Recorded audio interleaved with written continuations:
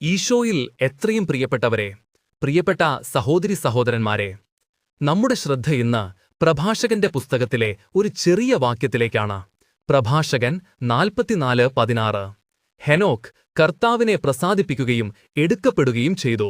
അനുതാപത്തിന്റെ ഒരു മാതൃകയായി അവൻ ലോകത്തിന് നൽകപ്പെട്ടു.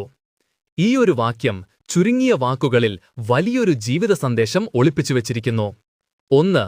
ദൈവത്തെ പ്രസാദിപ്പിച്ച നടത്തം, ദ പ്ലീസിംഗ് വാക്ക്. ഹെനോക്കിന്റെ ഏറ്റവും വലിയ പ്രത്യേകത അദ്ദേഹം ദൈവത്തെ പ്രസാദിപ്പിച്ചു എന്നുള്ളതാണ്. അദ്ദേഹം എണ്ണമറ്റ അത്ഭുതങ്ങൾ പ്രവർത്തിച്ചതുകൊണ്ടല്ല, മറിച്ച് ദൈവത്തോടൊപ്പം നടന്നതിനാലാണ് പ്രസാദിപ്പിച്ചത്. നമ്മുടെ ജീവിതത്തിലെ ഏറ്റവും പ്രധാനപ്പെട്ട ലക്ഷ്യം ദൈവത്തിന് പ്രിയപ്പെട്ടവരായിരിക്കുക എന്നതാണ്. ദൈവത്തെ പ്രസാദിപ്പിക്കുക എന്നതിനർത്ഥം നമ്മുടെ ചിന്തകളും വാക്കുകളും പ്രവൃത്തികളും അവിടത്തെ ഇഷ്ടത്തിനനുസൃതമായിരിക്കുക എന്നതാണ്. ലോകത്തിന്റെ തിരക്കുകളിൽ മുഴുകിപ്പോകാതെ ഓരോ നിമിഷവും ദൈവം എന്നിൽ പ്രസാദിക്കുന്നുണ്ടോ എന്ന് സ്വയം ചോദിക്കാനുള്ള ആഹ്വാനമാണ് ഹെനോക്കിന്റെ ജീവിതം.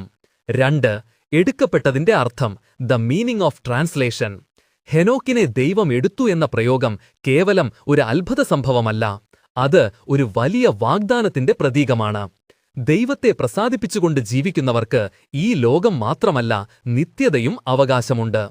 ഭൂമിയിലെ നമ്മുടെ ഹ്രസ്വമായ ജീവിതം കർത്താവിനോടുള്ള ബന്ധം ഊട്ടിയുറപ്പിക്കാനുള്ള സമയമാണ്. നമ്മുടെ യാത്രയുടെ അവസാനം ഹെനോക്കിനെപ്പോലെ നമ്മയും അവിടുന്ന് തന്റെ രാജ്യത്തിലേക്ക് സ്വീകരിക്കുമെന്ന പ്രത്യാശയുടെ സന്ദേശമാണ് ഈ വാക്യം നൽകുന്നത്. 3. അനുതാപത്തിന്റെ മാതൃക, ദ മോഡൽ ഓഫ് റിപ്പന്റൻസ്. ഏറ്റവും ഒടുവിൽ ഈ വാക്യം പറയുന്നു, ഹെനോക്ക് അനുതാപത്തിന്റെ ഒരു മാതൃകയായി ലോകത്തിന് നൽകപ്പെട്ടു. അനുതാപമെന്നാൽ ചെയ്ത തെറ്റുകളോർത്ത് ദുഃഖിക്കുക മാത്രമല്ല, തെറ്റായ വഴിയിൽ നിന്ന് പിന്തിരിഞ്ഞ് ദൈവത്തിന്റെ വഴിയിലേക്ക് തിരിയുക എന്നതാണ്. ഹെനോക്ക് കാണിച്ചുതന്ന ആ മാതൃക ഇന്നും നമുക്ക് പ്രചോദനമാണ്. നമ്മുടെ ജീവിതത്തിൽ എപ്പോഴെങ്കിലും ദൈവത്തിൽ നിന്ന് അകന്നുപോയിട്ടുണ്ടെങ്കിൽ അവിടത്തേക്ക് തിരിച്ചു നടക്കാൻ ഈ വാക്യം നമ്മെ ഓർമ്മിപ്പിക്കുന്നു. ഈശോയിൽ എത്രയും പ്രിയപ്പെട്ടവരെ, പ്രിയപ്പെട്ട സഹോദരി സഹോദരന്മാരെ, നമ്മുടെ ശ്രദ്ധ ഇന്ന് പ്രഭാഷകന്റെ പുസ്തകത്തിലെ ഒരു ചെറിയ വാക്യത്തിലേക്കാണ്.